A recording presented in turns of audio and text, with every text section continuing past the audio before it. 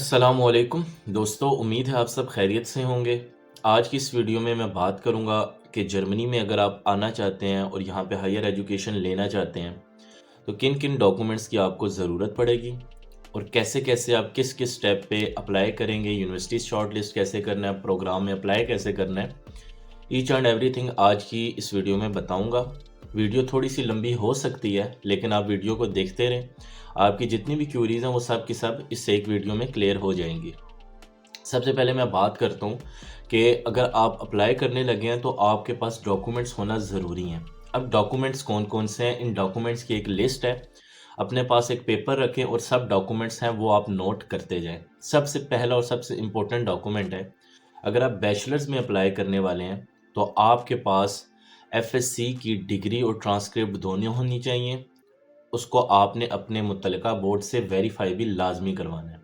Matric की भी अगर डिग्रीज़ आप वेरीफाई करवा दें तो ये ज़्यादा अच्छी बात है। और आप इसको भी एक एक्स्ट्रा चीज़ के लिए आप यहाँ पे एफएससी की जो डिग्रीज़ और ट्रांसक्रिप्ट्स होंगी इनके साथ मिला के अपलोड कर सकते हैं। वैसे आपको जब बैचलर्स में आप अप्लाई कर रहे हैं तो वो आपकी लेटेस्ट डिग्री देखेंगे, लेकिन आप जो मैट्रिक है उसकी भी डिग्री और ट्रांसक्रिप्ट जो है वो भी वेरीफाई करवा दें। अगर आपने मास्टर्स में अप्लाई करना है तो फिर आपको अपनी बैचलर्स की डिग्री जो है वो भी अटेस्ट करवानी है एचईसी के ऑफिस से।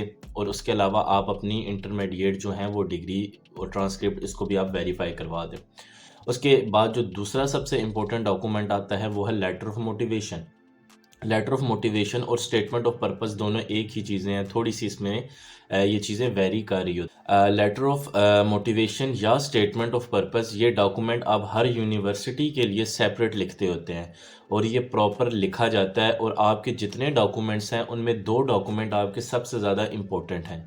एक आपकी सीवी है, दूसरा आपका लेटर ऑफ मोटिवेशन या स्टेटमेंट ऑफ पर्पस है। क्योंकि डॉक्यूमेंट की बेस पे आपसे इंटरव्यू में क्वेश्चंस किए जाते हैं। और जो इंटरव्यू होता है, कुछ यूनिवर्सिटीज़ बहुत शॉर्ट सा इंटरव्यू लेती हैं, कुछ इंटरव्यूज़ होते हैं जो बहुत लेंथी होते हैं। इवन जर्मनी में मैं कुछ यूनिवर्सिटीज़ में 35 टू 40 मिनट्स तक के भी इंटरव्यू दे चुका हूँ जब मैं जर्मनी का अपना प्रोसेस कर रहा था।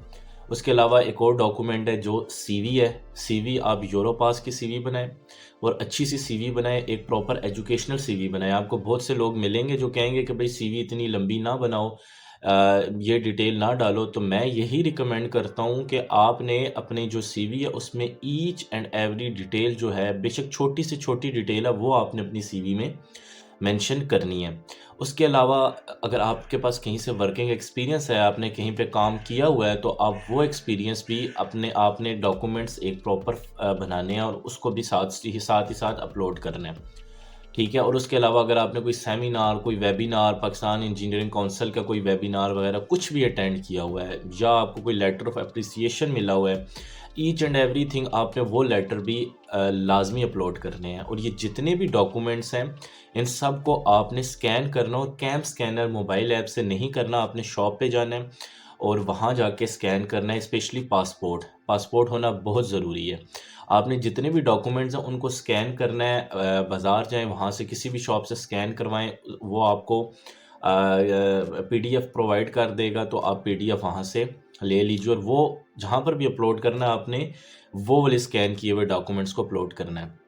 लैंग्वेज ऑफ इंस्ट्रक्शन जो मोस्टली है वो इंग्लिश ही होता है यहाँ पर, तो आपके पास लैंग्वेज का सर्टिफिकेट भी होना चाहिए। आइल्स पीटी या वट एवर कोई भी टेस्ट आपने दिया हुआ है तो वो आपके पास होना चाहिए। इंग्लिश प्रोफिशेंसी सर्टिफिकेट होता है जो कि यूनिवर्सिटी से मिलता है, लेकिन आपको बता दूं उस पर बहुत कम यूनिवर्सिटीज़ होती हैं। लाइक 1 आउट ऑफ 10 यूनिवर्सिटीज़ की रेशो होगी जो कि इंग्लिश प्रोफिशेंसी सर्टिफिकेट पे आपको एडमिशन देगी। बाकी जितनी भी यूनिवर्सिटीज़ हैं वो आपसे यही डिमांड करेंगी कि आपके पास लैंग्वेज टेस्ट होना चाहिए। ये डॉक्यूमेंट्स की एक लिस्ट है, ये डॉक्यूमेंट्स आपने सबसे पहले तैयार करने हैं, उसके बाद आपका एडमिशन प्रोसेस स्टार्ट होगा। तो अब अगर हम बात करें कि जब आपने यूनिवर्सिटीज़ में अप्लाई करना है तो आपका प्रोसेस किन किन स्टेप से होके चलेगा। तो सबसे पहला जो प्रोसेस होता है, आपने यूनिवर्सिटी शॉर्ट लिस्ट करनी है। अपनी जीपीए के मुताबिक, अपनी जो भी आपने प्रोफाइल बनाई है उसके मुताबिक यूनिवर्सिटीज़ शॉर्ट लिस्ट करेंगे। अब यूनिवर्सिटी शॉर्ट लिस्ट करनी कहाँ है, ऐसा नहीं कि आप गूगल पे जाके लिखते जाएं या चैट जीपीटी पे सर्च करते रहें। जो जर्मनी में प्रॉपर एक वेबसाइट, सेंट्रल वेबसाइट बनी हुई है जिसमें जितने भी प्रोग्राम हैं वहाँ पे लिस्टेड हुए हैं। वहाँ से जाके आप अपने हायर एजुकेशन के लिए कोई भी यूनिवर्सिटी या प्रोग्राम वहाँ से सर्च कर सकते हैं। उस वेबसाइट का नाम है DAAD या DAAD.DE, DAAD.DE। DE जो एंड पे आता है उसका मतलब होता है डॉइचलैंड। तो ये वेबसाइट है। यहाँ पे जब आप जाएंगे तो आपको कुछ ऑप्शंस नज़र आएंगे। आपने इंटरनेशनल प्रोग्राम्स पे क्लिक करना है, वहाँ से आपके कोर्सेज जो हैं आपको मिलेंगे। बाकी किसी ऑप्शन पे ना चले जाइएगा। स्कॉलरशिप पे जाएंगे तो आपकी यूनिवर्सिटी शॉर्टलिस्ट नहीं होंगी, और बैचलर्स के लिए जर्मनी में कोई स्कॉलरशिप होता भी नहीं है। सिर्फ दो बड़े हैं, एक डॉट स्कॉलरशिप है और एक इरास्मस है, जिसके लिए प्रोफाइल बहुत हाई होना ज़रूरी है। हर डॉट.डी पे आप जाएंगे, अपने प्रोग्राम को शॉर्ट लिस्ट करेंगे, अपनी रिक्वायरमेंट देखेंगे कि आप इस प्रोग्राम में अप्लाई कर सकते हैं या नहीं कर सकते। आपने वहाँ से प्रोग्राम शॉर्ट लिस्ट किया, वहाँ पे एंड पे लिखा होगा कि आपने इस यूनिवर्सिटी में यहाँ या तो यूनी असिस्ट के थ्रू अप्लाई करना होगा या यूनिवर्सिटी पोर्टल के थ्रू। यूनिवर्सिटी पोर्टल क्या होता है? सिंपल होता है कि आप जिस यूनिवर्सिटी में आपने अप्लाई करना, फॉर एग्जांपल TU बर्लिन एक यूनिवर्सिटी है, यहाँ पे बड़ी अच्छी यूनिवर्सिटी है, आपने वहाँ पे अप्लाई करना है और TU बर्लिन आपको कहती है कि भाई यूनिवर्सिटी पोर्टल पे जाओ। तो आप गूगल पे TU बर्लिन लिखिए, उसका यूनिवर्सिटी पोर्टल ओपन करें, वहाँ पे साइन अप करें और वहाँ पे अपनी एप्लीकेशन पुट कर दें, दैट्स इट। लेकिन मोस्टली जगह पे 80% केसेस में आपको ये बोला जाएगा कि आप यूनी असिस्ट के थ्रू अप्लाई करें। अब यूनी असिस्ट क्या है? जैसे .de एक वेबसाइट है जो कि अलग से प्रोग्राम शॉर्ट लिस्ट करने के लिए बनाई गई है, ऐसे ही यूनी असिस्ट एक थर्ड पार्टी है।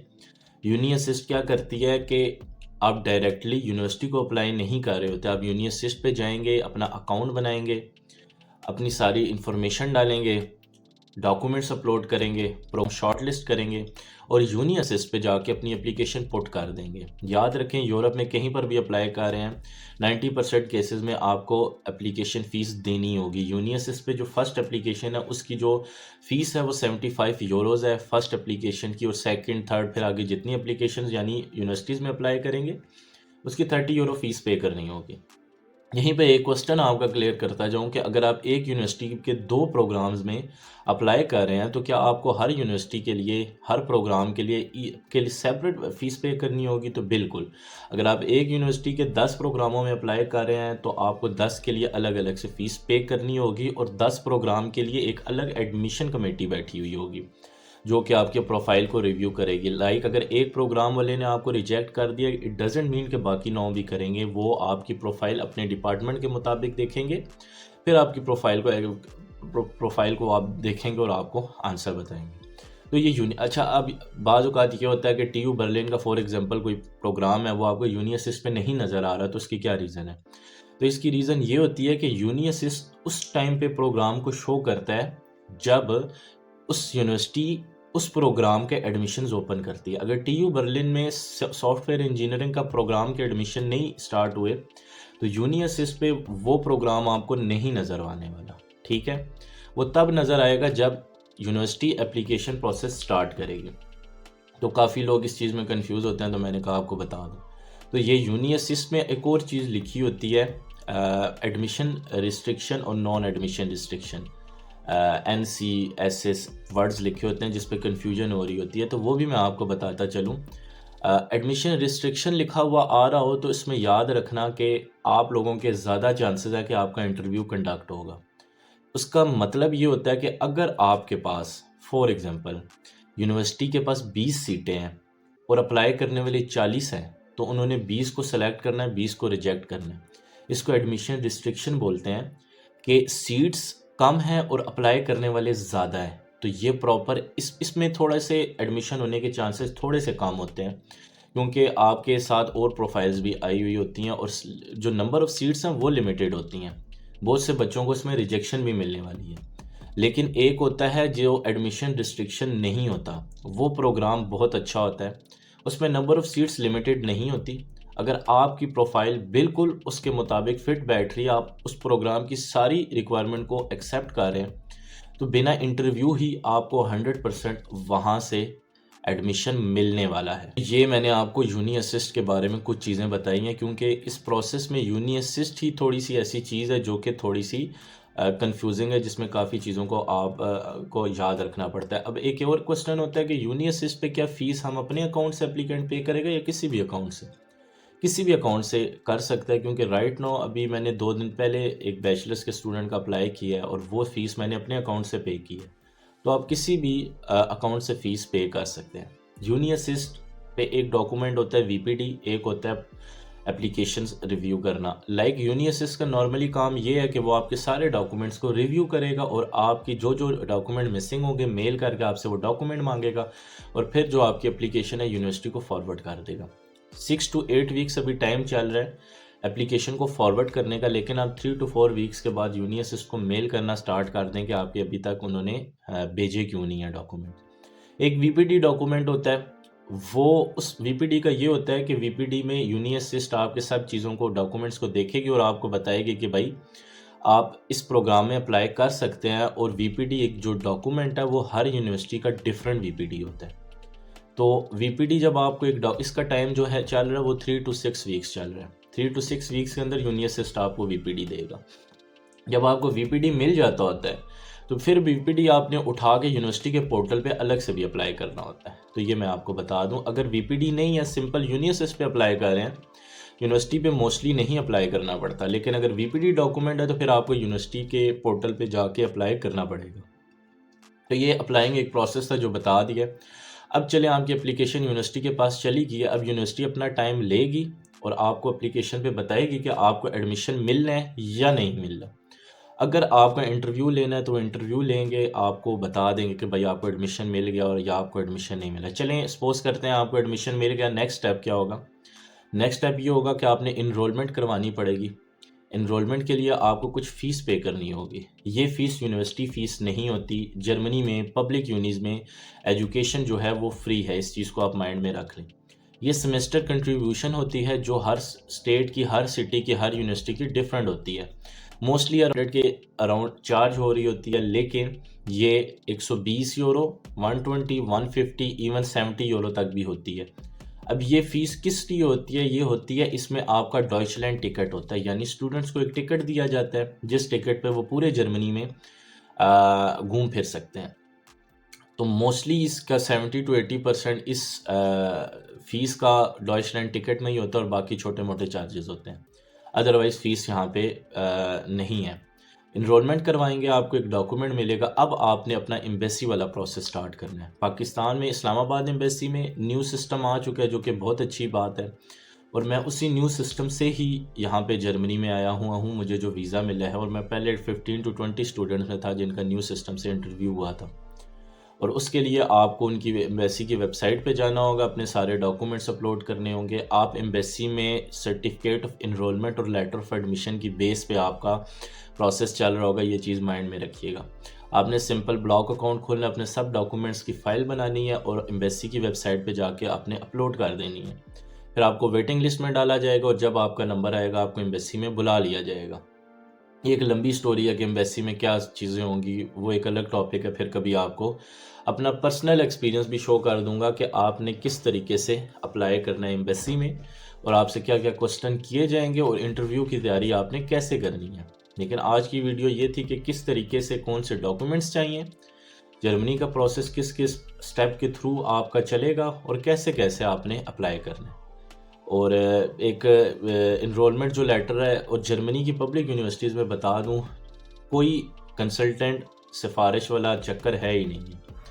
प्रॉपर मेरिट बनेगा, कोई कंसल्टेंट इसमें कुछ नहीं कर सकता। अगर आप मेरिट में आ रहे हैं तो आपको एडमिशन मिलेगा, और अगर नहीं आ रहे तो आपको एडमिशन नहीं मिलेगा। राइट नाउ मैं भी काफ़ी स्टूडेंट्स के प्रोसेस कर रहा हूं। अगर आपने अपना प्रोसेस करवाना है तो स्क्रीन पे नंबर आ रहा होगा, आप इस पर मुझे मैसेज करें और अपनी प्रोफाइल शेयर करें। मैं बाकी आपसे डिटेल में बात करूंगा।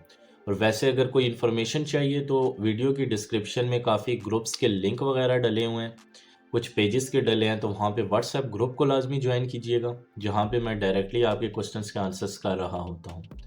तो वहाँ पे मैं आपको मज़ीद डिटेल में बता दूँगा। तो ये आज की वीडियो थी जिसमें बताया कि जर्मनी में आप किस तरीके से अप्लाई कर सकते हैं। अगर आपको फिर भी कोई क्वेश्चन है तो आप कमेंट छोड़ें, इंशाल्लाह मैं उस पर आपको रिप्लाई कर दूंगा। मिलते हैं अगली वीडियो में नई इन्फॉर्मेशन के साथ, तब तक के लिए